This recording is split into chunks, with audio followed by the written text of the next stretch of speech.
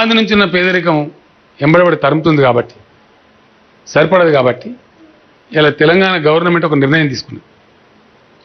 తెలంగాణలో దళితుల కుటుంబాలు మనకు దాదాపు ఒక 15-16 లక్షల్ని, 15 నుంచి 16 లక్షలు అట్లా ఎక్కువ. సరే, ఇంకో లక్ష ఎక్కువ అయితే ఉండొచ్చు, లేదు పోయినా కొద్ది వెళ్తా ఉంటే లక్ష తక్కువ అయితే ఉండొచ్చు. అంచనాలు తారుమారు ఉంటాయి కదా. మొత్తం మీద రఫ్ లెక్క ఒక 15 లక్షలు అనుకుంటే కూడా అలా చాలా కాళ్ళు రెక్కలు మాత్రమే ఆస్తి ఉన్నది. వాళ్ళకి ఏం లేదు పాపం. పొద్దాక పనిచేస్తే రెక్కలు కరగబెడితేనే అన్నం. అట్లాంటి కుటుంబాలని మనం అక్కడి నుంచి మొదలు పెడుతున్నాం. ఇక దళిత బంధు కార్యక్రమం ఏదైతే ఉందో ఎవరికి ముట్టాలి అంటే అక్కడి నుంచి మొదలు పెట్టుకొని మొత్తం నింపుకుంటూ రావాలి అని ఒక నిర్ణయం అనుకున్నాం. ధర్మం కదా.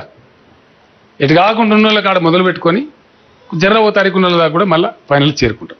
ఆ దశలో మీరు అదృష్టవంతులు వాసాల. మరి ఇంకా మీ గ్రామం నేను దత్తత తీసుకున్నా కాబట్టి ఊరితో పాటు మనం కూడా మంచి కాకపోతే అది పద్ధతి కాదు. నిన్న మీ సర్పంచ్ నాతో పెద్ద లడాయి. 2 సార్లు ఇస్తాం తీవా దళిత బంధువులు లేదు సార్, ఒకటే పారు ఇవ్వాలి, మా ఊరు మొత్తం ఒకటేసారి తీసుకోవాలి. మీ ఎమ్మెల్యే గారు లడాయి. మంచి మాట తీసుకుందాం పర్వాలేదని చెప్పి ఒక నిర్ణయానికి వచ్చినాం.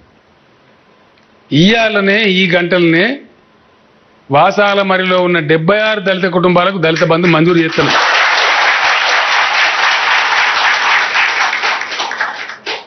రేపటి నుంచే డబ్బులు ఉంటాయి మీ చేతిలో.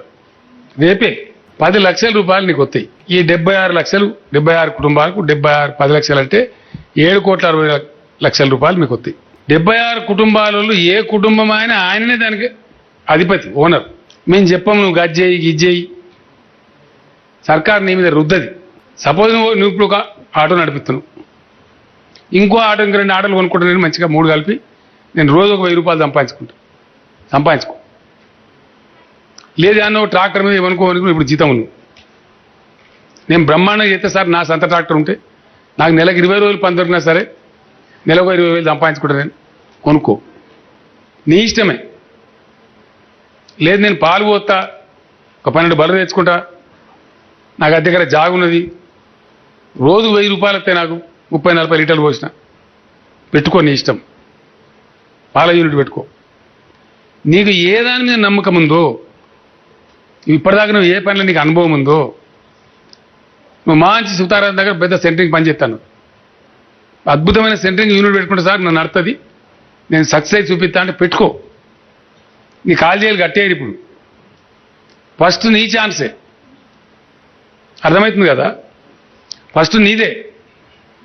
కానీ మొన్న ఏమైంది, నేను అక్కడ హుజురాబాద్లో పిలిపించిన మాట్లాడుతున్నా, ఆమె అడిగిన నువ్వేం చేస్తావు అని అడిగిన. మరి 10 లక్షలు వస్తుంది కదా, మీ ఇంట్లో మాట్లాడుకున్నారా? ఇంటి వాళ్ళు కూర్చొని మాట్లాడుకోవాలి కదా. మరి మాట్లాడినరా, ఏం చేద్దాం అనుకున్నారా, డబ్బు ఎట్ట వాడదాం అనుకున్నారు. కొందరు మంచిగా చెప్పారు, 160-170 మంది మంచిగా చెప్పారు, వాళ్ళకున్న అనుభవాన్ని బట్టి చెప్పారు. ఇంకో ఆమె లేచి నేను చికెన్ సెంటర్ సార్ పెడతా సార్ అని. నాకు బాధ అనిపించింది. 10 లక్షలతో చికెన్ సెంటర్ పెడతారు ఎవడన్నా?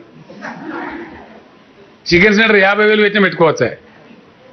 ఏవో 100 కోళ్ళు కొనుకొచ్చుడు, అమ్ముకున్నాడు, మళ్ళీ కొనుకొచ్చు, మళ్ళీ అమ్ముకున్నాడు, అంతే చికెన్ సెంటర్ అంటే. దానికి 10 లక్షలు ఎందుకు నాకు అర్థం కాదు. అవి గట్ల వేస్ట్ కానియద్దు. మీకు అర్థమవుతుంది కదా.